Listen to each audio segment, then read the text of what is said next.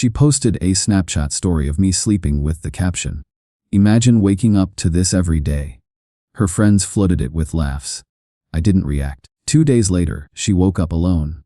Vance, 32, a data center architect, had been with Janessa, 31, a corporate trainer, for 5 years. We lived in Phoenix, Arizona.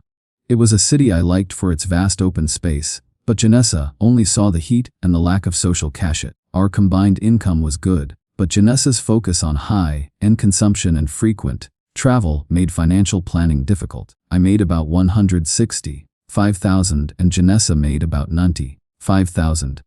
We owned a modern house in the Arcadia neighborhood. Our lifestyle revolved around constant upgrades to the house and expensive, last-minute trips. We ate at popular, trendy places like Tarbell's. Our friends were mostly Janessa's image-conscious training colleagues and her large social network. They constantly reinforced her belief that a life must look perfect on social media. I felt like the silent, reliable financier. I wanted to start my own specialized cloud infrastructure consulting firm. Janessa wanted me to remain a stable, high-income manager to fund her expensive life. My career was solid but entirely focused on local contracts. I was excellent at designing secure, large-scale data centers, but I was ready for a jump into global, high-stakes infrastructure development. I wanted to apply my skills to international projects. I was quietly interviewing for executive roles that offered massive scale and global scope. Janessa was openly dismissive of my professional drive. She often called my work boring basement stuff and implied my technical expertise made me socially inept. She valued my income but not my intellect. The opportunity that came through was a major career zenith. It was with a massive, multinational technology conglomerate. They were launching a new division focused on hyper-scale global cloud infrastructure. The role was Chief Infrastructure Strategist for the EME region. The location was Dublin, Ireland. This was a huge global move, a leap into the highest tier of my industry. The compensation package was enormous. The base salary was $380,000 annually, with generous tax benefits due to the location. They included an immediate, substantial relocation bonus of $60,000. The benefits included fully paid, luxury executive housing, a generous car allowance, and a guaranteed annual performance bonus of 30%. It was the kind of offer that secured a future of immense financial power and global prestige. I decided to present the offer to Janessa over a fancy anniversary dinner. I was incredibly proud of the offer. I thought the sheer prestige of the chief strategist title and the money would finally earn her respect. Janessa, I did it. I got the offer. It's the one. It's career defining, I said, handing her the formal offer letter. She set down her phone, slightly annoyed that I interrupted her checking social media. Is it an actual executive title this time, Vance, or are you just managing more wires in the heat? She asked. It is. Chief Infrastructure Strategist for the EME region. The firm is one of the top 5 globally. The location is Dublin. She scanned the salary figure. Her pause was not a sign of reflection. It was an inventory check. $380,000. That's a ridiculous amount of money. I'll give you that. We could finally upgrade the house and buy the new Porsche, she said. No, we couldn't. We are moving to Dublin. This is a global position. We could be financially independent in 8 years. The prestige is massive. Dublin. Are you serious? That's cold and dark. My entire network is here. My clients are here. My entire social life is here. I have a whole career built in this city. You expect me to throw it all away for what? Rain and a massive time difference. You're such a typical technocrat. You only see data. You don't see the fabulous life we already have. Just say no, Vance. This is ridiculous. She tossed the letter back. Her dismissal was laced with the familiar contempt. She implied my ambition was a sign of my social inadequacy. I felt a cold knot form in my gut. Her complete lack of support was the clearest signal I needed. She only valued me as long as I fit her current, comfortable, and financially dependent picture of our life. Update 1. I did not say no. I accepted the offer the next day. I finalized the contract details immediately. I sent back the signed documents and secured the massive relocation package. My commitment was to myself and my professional potential. I would not allow her complacency and judgment to derail my future. The silent operation began that very evening. The weeks that followed were filled with suppressed conflict. I tried several times to restart the discussion about the move.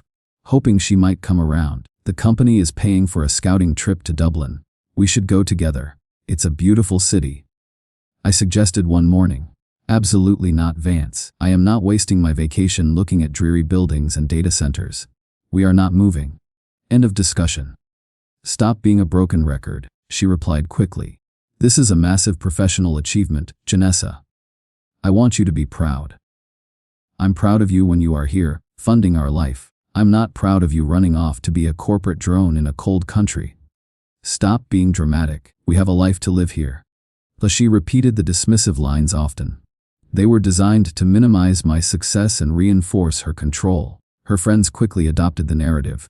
We were at a dinner party. Brody, a mutual friend and Janessa's longtime associate, approached me. So, Vance, I hear you're still talking about ditching the desert for some tech job in the rain. What's the point? You have a perfect life here. Brody asked, swirling his wine.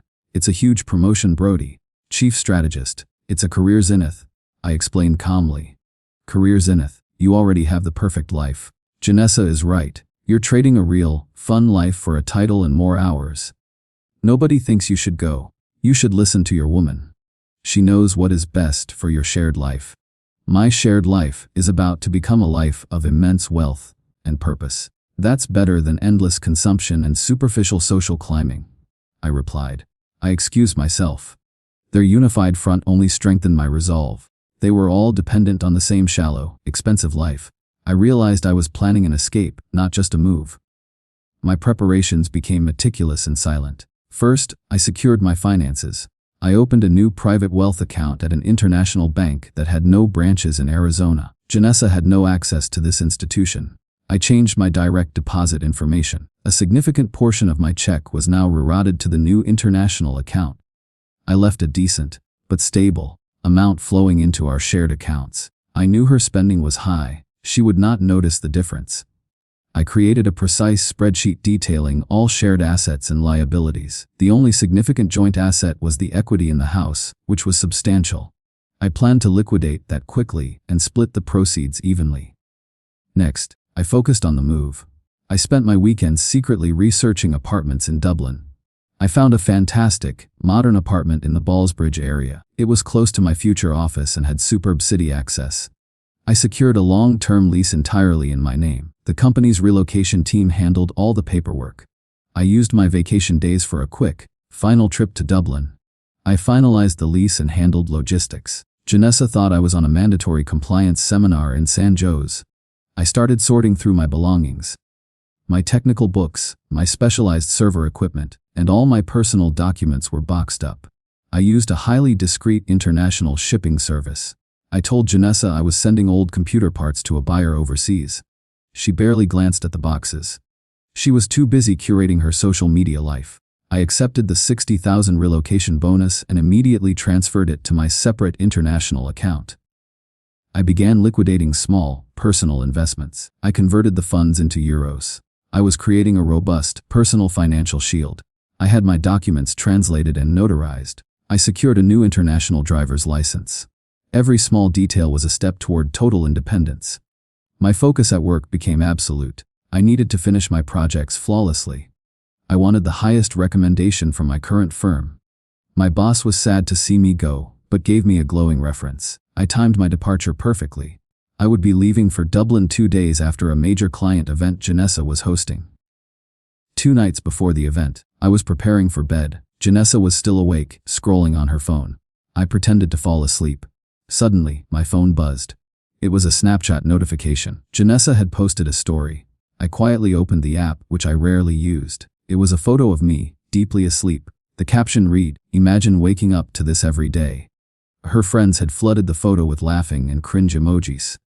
One of them commented, "OMG, So boring. you deserve better, girl." I just read the messages in complete silence. The betrayal was absolute, cold and casual.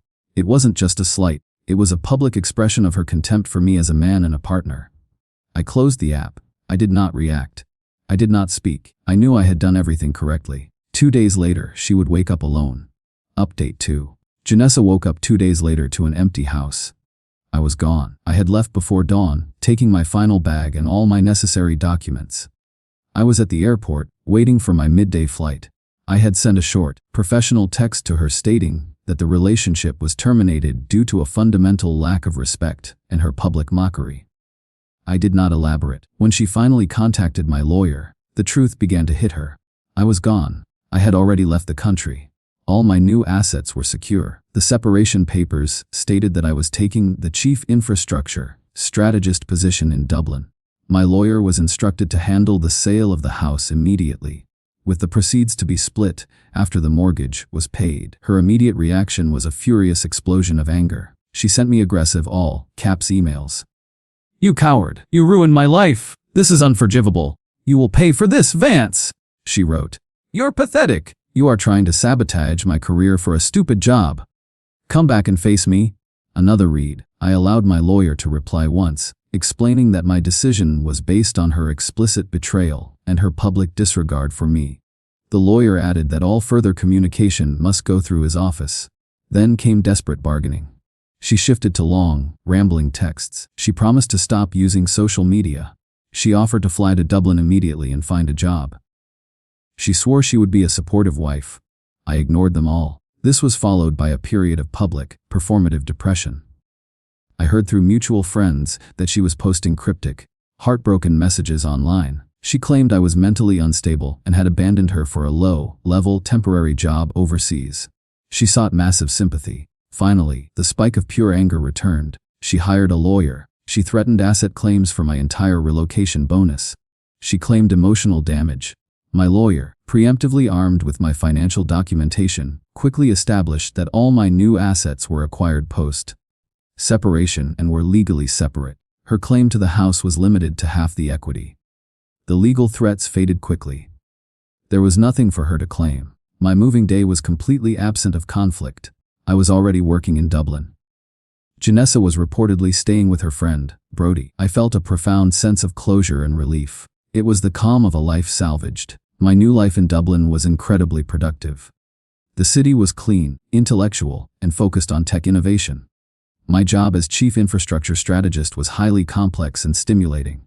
I managed a large, elite team focused on building global cloud systems. I felt respected, needed, and validated.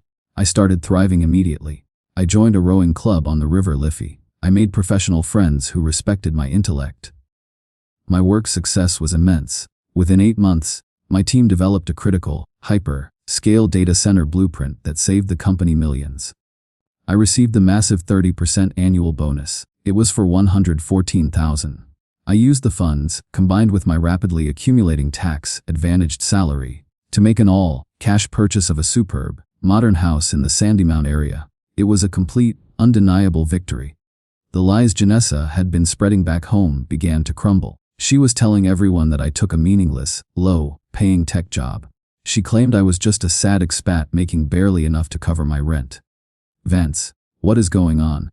Janessa is saying you're doing basic coding work. She says you're miserable." A distant relative texted. "She told us you're just working as a temporary consultant in a dreary office." A mutual friend added. I ignored most of them. I was polite only to her parents, who seemed genuinely confused about the whole event. "Vance, is it true you're struggling? Can we send you some help?" Janessa's father asked on the phone. "I'm doing very well, sir. I'm the chief infrastructure strategist. My salary is over $380,000. I am not struggling. I am thriving." I decided to stop the lies permanently. I made a formal post on LinkedIn. The post was simple. I celebrated the success of my team's recent data center project and the global impact of our new blueprint. I included a picture of myself standing in front of the firm's international headquarters. My chief infrastructure strategist for the EMA region title was front and center. The sheer scale of my success, my salary, and the prestige of the firm were now public. The reaction was explosive. My old professional network was incredibly impressed. Her social network was stunned. The flood of emails and texts began immediately. "Chief strategist. Vance, Janessa told us you were basically unemployed. I'm so sorry we believed her." An old colleague wrote. "I apologize, Vance. We all believed her. She painted you as a selfish failure who ran away. You look incredible." Brody texted sheepishly. Her family also reached out. They acknowledged that Janessa's version of events was completely false. They validated my decision. 3 months after the LinkedIn post, she showed up in person. I was leaving the office. A taxi pulled up to the curb. Janessa stepped out. She looked glamorous, but the desperation was clear on her face. "Vance, I flew all this way. I had to see you. Chief strategist. I had no idea. The house is spectacular," she said, rushing toward me. "You didn't know because you didn't want to know. You actively chose to believe I was a failure to justify your contempt," I replied. I maintained a clear, professional distance. "I've changed, Vance. I saw my mistake. I'm ready to move in. I'll start a corporate training firm here. I want this life with you. We can still be together." "You want this life, you don't want me." "Do you remember the photo you posted on Snapchat? The one where you captioned me as a boring joke? Do you remember your friends mocking me? You posted about your heartbroken victimhood all over social media. That was the real you, Janessa." I was scared, Vance. I was reacting. "I swear, I'm a different person now. I value what you built." "You value what I built because it is now successful and undeniably prestigious. Your character has not changed. Only the size of my paycheck has." "The answer is no. You are not moving in. The relationship is terminated." I rejected her firmly. I walked past her. She escalated legally immediately. Her lawyer sent multiple letters demanding a share of my Dublin property. She claimed common law should apply. She demanded a stake in my stock options and my performance bonus. All claims were shut down logically by my lawyer. He used the documentation of my separate accounts and the post-separation acquisition dates. Her legal action was quickly dismissed. Her final, desperate move was a social media campaign. She posted long, emotional stories on Instagram. She accused me of financial abuse and abandonment. The campaign completely backfired. Mutual friends called her out for her lies and her betrayal. Even allies turned against her. 1 year later, I was thriving fully. My career was at an all-time high. I had purchased a small investment apartment in Lisbon. My salary was higher due to a promotion. I was in a stable, respectful relationship with Oif, a brilliant financial analyst. Our relationship was based on shared ambition and mutual respect. I received one final, short message from Janessa. It was a direct message on an older platform. "You won, Vance. I truly regret treating you like I did. I am sorry." My reply was polite but short. It was the only thing required for closure. "I accept your apology, Janessa. I wish you well." Final update. I was back in the United States for a brief, required management summit in Boston. My professional profile was now very high. I received an unexpected text from Janessa's mother, Mrs. Sinclair. She asked if I could meet her and Janessa's father, Mr. Sinclair, for a quick conversation. I agreed to meet them at a quiet cafe. I respected them greatly. They were already seated when I arrived. They looked visibly older and apologetic. They immediately addressed the situation. "Vance, we wanted to see you. We needed to apologize, not just for her, but for us," Mr. Sinclair said, his voice low and serious. "Sir, you don't have to apologize. I've found peace. I'm happy," I replied. "We do." We raised her to prioritize external validation and her image over true character. We taught her that social media prestige was more important than a committed partner. Mrs. Sinclair explained, her voice soft with regret. Why encouraged her to be dismissive of anything that wasn't immediately glamorous. "You were building something immense, Vance, and she destroyed it with her arrogance and her need to mock you publicly." Mr. Sinclair nodded. "She lost everything because she was arrogant and publicly cruel. She chose a cheap joke on social media over a world-class partnership. We just wanted you to know that we finally understand. You are an exceptional young man. We are sorry we didn't treat you like one." Their apology was sincere and heavy with genuine sorrow. It was the final validation of my entire journey. It confirmed that the values I was ridiculed for, my drive, my intellect, my commitment to real purpose, were the correct ones. I accepted their apology gracefully. I told them I held no bitterness. I wished them the best for Janessa's future. I walked away from the meeting feeling a deep, quiet sense of certainty. My life now is a testament to the core lesson of this entire experience. Never tolerate a partner who publicly humiliates you. Janessa's betrayal and mockery were rooted in her own narcissism. She saw me as a means to an end. She tried to keep me compliant through ridicule and public scorn. I learned that the only way to win this kind of battle is through quiet, undeniable, concrete action. I did not waste my energy fighting her emotionally. I did not try to convince her. I simply built a life so grand, so professionally significant, that her realization of her error was the ultimate consequence of my success, not an aim of my revenge. My tone remains rational and steady because I know the truth. I did not rage. I did not scheme. I simply focused my energy on my own potential. I found a partner, Oif, who shares my values and respects my drive. We are committed to a future of shared ambition and mutual respect. My career is booming. I am happy. I am secure. I am fulfilled. I built this life. I earned this life.